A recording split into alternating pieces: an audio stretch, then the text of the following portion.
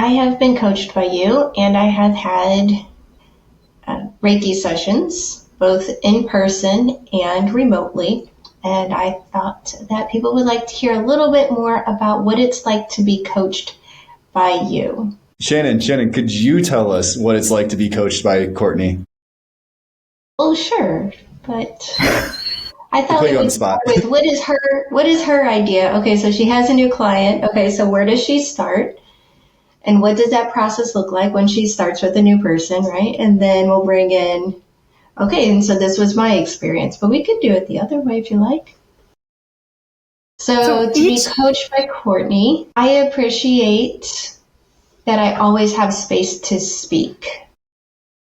And it doesn't have to be positive. Sometimes it is, sometimes it isn't. And she is always present with wherever I am.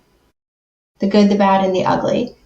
But by the end of it, I definitely have a open perspective on how to look at whatever we're talking about that day. And she always has great ideas. Like I said, I don't do the morning pages, but writing the intentions. Have been very curious experiment, if you will, to try and to see what happens. But I always appreciate her coming back around. So how did it go? How are you feeling?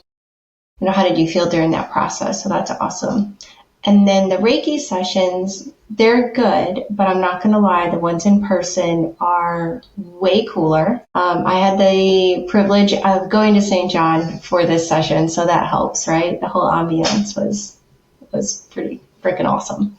And I did a quick live about it that's on my Facebook page. It was very awesome. Courtney was spot on with opening up my heart. When she was doing that, I'm a visual person, so I remember seeing the green light, which represents the heart chakra.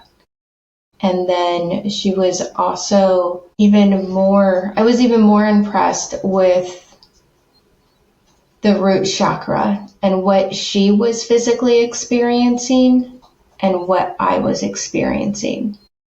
It was mind-blowing how in tune she was. Now, of course, she knows me, she's been coaching me, so there was some things like that.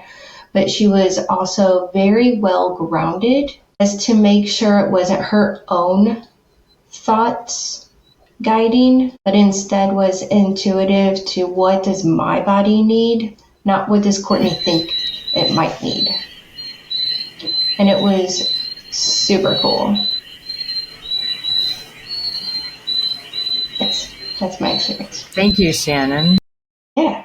Now we all want to have a Reiki session with Courtney. So I've had Reiki done before in person. And we'll all go to St. John. It'll be fun. As soon as the hurricane season passes. Right. We'll wait for hurricane season to pass and then we'll do that. And, the energy and stuff. That's one of the things that, Courtney, I think you take a lot of your intention just through when I've got to know you and when we talk about your practice and what you do with your clients, you're very intentional. And the intention, like Shannon just said, is on that person speaking. And I can't say that I've had Courtney coach me, but Courtney and I have been on this podcast enough to know that we tend to talk. And there's been times where, we get to talking and she will grab the essence of what you're saying, even if the words aren't quite articulated the way that we hope they would come out. And she has a way of reflecting that back to you. And so, Courtney, I just love that about your coaching style. Like I said, I haven't personally been coached by you, but because we're close and we do this, I definitely know what Shannon's talking about. She's very good about listening and intentional about making sure the focus is all about what that person needs and not necessarily what Courtney's education was or what Courtney thinks might be the best, course of action. It's where that person is at that moment in time. And she feels it more. And this is me You can describe it, but it's definitely an essence that you're able to pick up on and not just what was verbally expressed. And I feel that when we're together, Courtney. So I'm sure that you do that in your healing practice as well. I mean, healing practice in your coaching work as well. So I want to just talk a little bit about your focus, because you said at the beginning that your finding balance with Courtney is about women and self-esteem. Again, you want to talk a little bit more about that being your focus and, how you got to that place? Yeah, women and self-worth, because I struggled so much with realizing that I am worthy. And that's why I stay in relationships longer than I need to. I stay at jobs longer than I need to, in the past. And because I thought, well, what if there's nothing better? And, what if I'm making the wrong decision? Instead of really focusing on, well, what do you want? Are you feeling good in this? Is this serving your highest and best good where you are right now?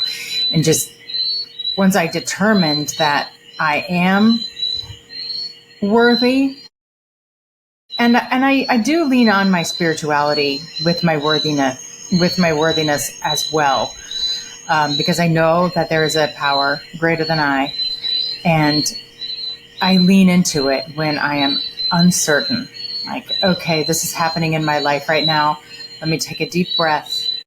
Maybe it's uncomfortable. Maybe it's really exciting.